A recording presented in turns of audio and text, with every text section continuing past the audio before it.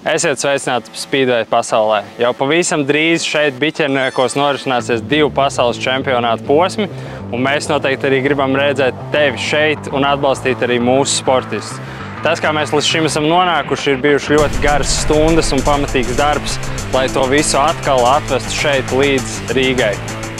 Ir pavadīts vairāk kā 2–3 mēneši gatavojoties šim.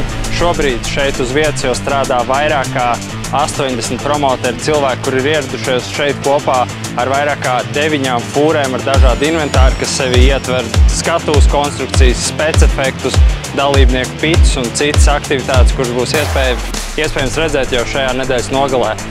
No mūsu puses darbinieku apjoms un pavadītais laiks šeit jau ir ilgāks kā pusotra nedēļa.